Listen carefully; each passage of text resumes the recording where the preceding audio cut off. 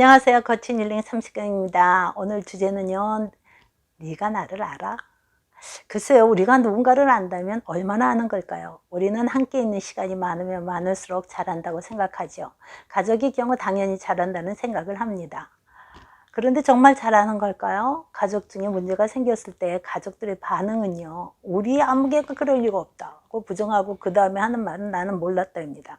제가 교사할 때요. 한 아이가 평소와는 너무 다르게 갑자기 짜증을 내고 아이들과 싸우고 단정하던 그 시가 삐뚤빼뚤해지는 거예요. 이상하다고 생각했는데 며칠 후 그 아이 어머니가 갑자기 학교를 찾아와서 아이를 데려가야겠다고 하더라고요. 그래서 대뜸 제가 "집에 무슨 일 있지요?" 하고 물었더니 엄마는 깜짝 놀라면서 지금 남편과 헤어져서 남편이 집을 나가려고 하는데 아이를 보고 가겠다고 해서 아이를 데리러 왔다는 거였어요. 제가 그 부부를 만류했고요. 결국 이혼은 하지 않게 되었는데 며칠 후 그 부부가 감사하다고 저를 만나러 왔습니다. 그 아빠의 말이 밖에서 내가 너무 힘들고 어렵게 사는 것을 알아줘야만 했다고 하더라고요. 엄마 역시요. 집에서 내가 얼마나 힘들게 사는지 알고나 있느냐고 묻더라고요. 서로 알아주지 못한 서운함을 신랑이 하더니요. 신랑이 했는데요. 너는 나를 알아야 했다 해서 나는 너를 몰랐다고 끝났는데요. 그 엄마가 저에게 근데 선생님은 어떻게 우리 집에 문제가 있다는 것을 알았어요? 하고 묻더라고요. 우리는 아이들 앞에서 싸움도 하지 않았고 전혀 내색도 하지 않았는데 어떻게 아셨느냐는 거였죠. 그래서 제가 요즘 아이가 짜증을 내고 하지 않던 싸움을 하고 있는 것을 알았느냐고 물었더니 몰랐다였습니다. 공책의 글씨가 삐뚤빼뚤해진 것을 알았느냐고 물었더니 몰랐다고 했습니다. 가족은 가족이니까 당연히 나를 반드시 알아야 하고 이해해 줘야만 한다는 비합리적인 생각을 하고 있죠. 그리고 가족이니까 잘 알고 있다는 착각을 합니다. 모든 인간관계의 기본은요, 안다는 거죠. 낙관주의적인 가족 상담학자들이 말하는 건전한 행복한 결혼의 집짓기 7층 구조가 있는데요. 그 첫째 층에 올리는 가정에서 애정 지도를 개발하라입니다. 이것은 사실 7층 집을 지을 수 있는 주춧돌이 되는 건데요. 애정 지도 만들기는요. 가족이 서로를 알아가는 단계를 말해요. 알아야 이해할 수 있는 것이 아니겠습니까? 가족들의 마음의 세계를 들여다보는 것이죠. 무슨 걱정을 하고 있는지, 혹시 염려는 없는지, 요즘 무슨 스트레스를 받고 있는지 그런 것들을 알아야 한다는 거죠. 그래서 머릿속에 가족에 대한 알에 대한 지도를 만들어야 한다는 겁니다. 자, 여기서 잠깐 논박이가 끼어들고 싶어 하는데요. 논박 듣고 가죠. 네가 나를 알아? 너는 나를 알아?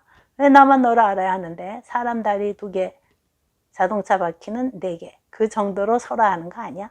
너 내가 짜장면 좋아하는 거 알아? 넌 매일 짬뽕만 먹자고 했잖아. 넌 내가 짬뽕찌개 먹어준 거 몰랐지? 그러면서도 다 아는 것처럼 중국집 의자에 앉기만 하면 당당히 짬뽕 2개 하더라. 나 질문을 듣고 보니 나도 너 몰라. 그냥 다 알고 있다고는 생각했었지. 자, 지금 논박이가 불만이 많은 것 같은데요. 이러면 안 됩니다. 나만 알아달라고 해도 문제고 너에 대해서도 신경 끊었다 해도 큰 문제입니다. 내 뜻대로 내 뜻에 맞춰 너를 안다고 생각하는 것도 문제죠. 자, 1층 애정지도 만들기 계속되고요. 2층은 서로에 대한 호감과 칭찬하기입니다. 서로를 제대로 안다면요. 그 사람의 생각과 행동을 이해할 수 있는 포용력이 생기는 거죠.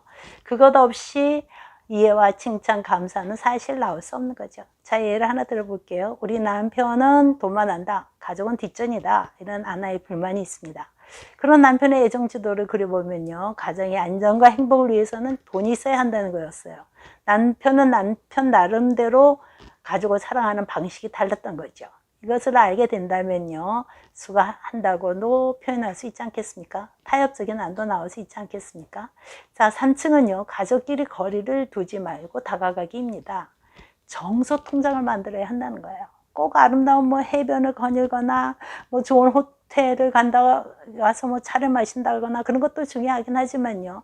매일 조금씩 서로의 스트레스를 줄이기 위한 대화를 하고 추억을 만들어서 정서 통장의 잔고를 누리는 겁니다. 언젠가요, TV 프로에서요, 죽음을 앞둔 30대 아들이 어렸을 때 자신을 버렸던 부모를 만나는 장면이 나왔었어요.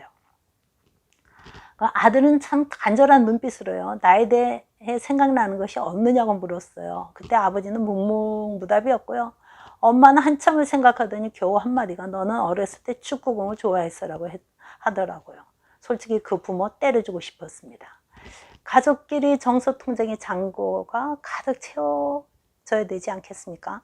4층은 1층에서 3층까지 기초공사가 되었다면 가족에 대한 긍정적인 감정의 밀물을 느껴보시기 바랍니다. 서로 양보하고 존중하게 될 것입니다. 5층에서는요, 갈등을 조정하는 층인데요. 이때는 서로의 신을 신고 걸어가 보라는 거예요.